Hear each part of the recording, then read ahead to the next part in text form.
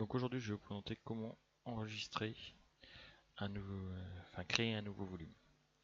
Donc ici, j'ai déjà mon volume 1 qui existe. Donc on va pas aller voir. Je l'ai fait avec les disques AD1 et AD2.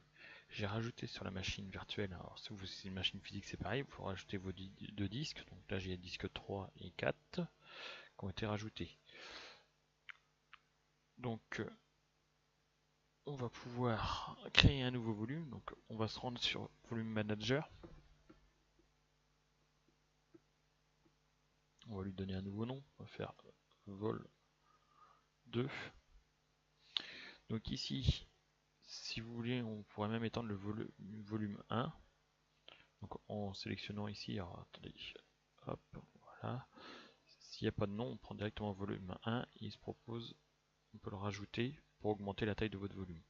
Donc nous, là on va créer un deuxième volume, donc vol 2. Je ne vais pas mettre de chiffrement dessus. Et disque disponible, donc il nous dit il y a deux lecteurs. Voilà, donc AD3, ADA4, voilà. Ici, donc moi je vais l'utiliser en miroir, mais on peut aussi les mettre en stripe. Voilà, donc là, si vous les mettez en stripe, ça veut dire que vous diminuez la... En fait, vous n'avez plus de redondance, c'est que ça fait juste un seul gros disque. Donc nous, on va mettre en miroir. Voilà. On peut même ajouter d'autres périphériques. Si j'avais d'autres périphériques sur la machine, on pourrait en rajouter. Donc là, j'en ai pas, donc on va se contenter de ces deux-là. Et on fait ajouter un volume.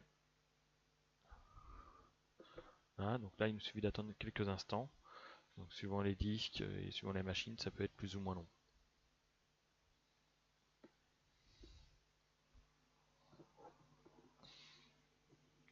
Donc ça y est, donc là nous voyons donc le volume 2 qui a été créé. Dessus, nous n'avons aucun partage. Donc là j'avais créé déjà des disques, des volumes partagés. Donc là, le volume est entièrement vierge.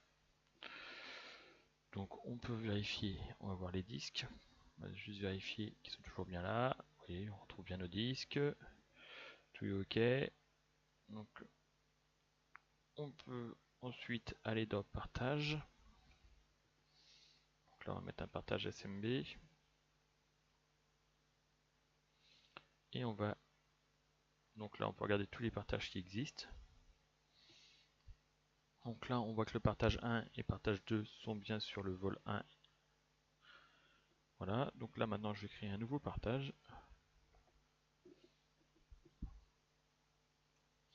Donc là il va me demander sur quel volume, donc on va mettre sur le volume 2. Et on va marquer partage 3. Je fais OK.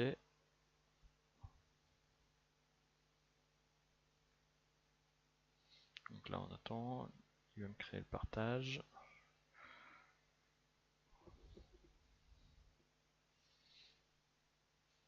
Donc ça y est.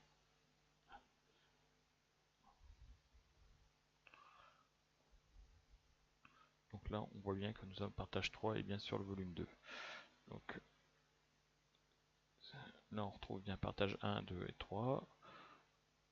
Allez, on va ajouter un quatrième.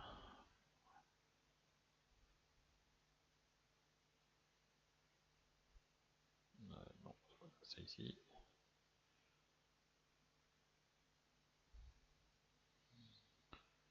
Partage 4.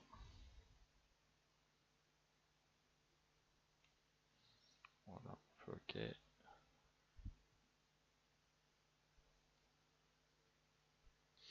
Donc là, nous retrouvons bien nos 4 partages. Donc on va les vérifier avec l'explorateur de fichiers.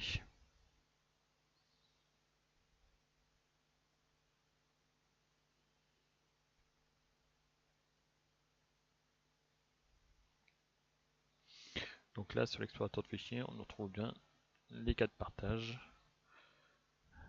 sur notre serveur NAS. Donc voilà pour les créations d'un nouveau volume et le rajout de certains partages dessus. Voilà.